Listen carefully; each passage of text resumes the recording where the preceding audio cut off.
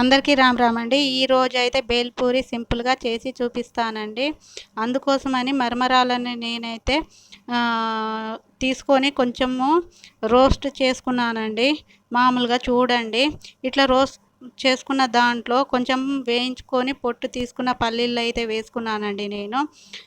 పల్లీలు వేసుకున్న తర్వాత ఏమో కొన్ని చిన్న చిన్నగా కట్ చేసిన ఆనియన్ పీస్లు అయితే వేసానండి. ఆనియన్ అయితే వేసాను. ఆ తర్వాత ఏమో గింజలు లేకుండా టమాటా చిన్న చిన్న ముక్కలుగా కట్ చేసుకొని వేసుకున్నానండి. తర్వాత పచ్చిమిర్చీలు వేసుకున్నాను. తర్వాత కొత్తిమీర వేసుకుంటున్నానండి. పచ్చిమిర్చి తర్వాత కొత్తిమీర వేసుకోవాలండి. కొత్తిమీర వేసుకున్న తర్వాత కొంచెం ఏమో కారం, మన తగ్గట్టుగా కారం వేసుకోవాలండి. ఎక్కువ తినే వాళ్ళు ఎక్కువ వేసుకోండి, మేమైతే తక్కువ తింటాము. తర్వాత సాల్ట్ వేసుకుంటున్నానండి. సాల్ట్ తర్వాత చాట్ మసాలా వేసుకుంటున్నానండి.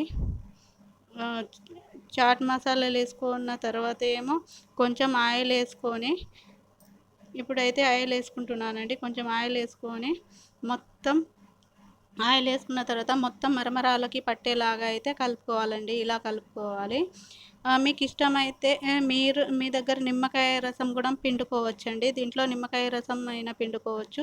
లేకపోతే కొంచెం చింతపండు గుజ్జు తీసుకొని దాంట్లో కొంచెం చక్కెర, కొంచెం కారం, కొంచెము సాల్ట్ కలిపేసి ఖట్ట మీఠా చట్నీ లాగా వేసుకొని అయినా కూడా కలుపుకోవచ్చండి, మీకు నచ్చిన విధంగా. దీంట్లో మీకు ఇంకా ఏమన్నా కావాలంటే బఠానీలు ఉడకపెట్టుకొని కూడా వేసుకోవచ్చండి. కారపూసలు కూడా వేసుకోవచ్చండి.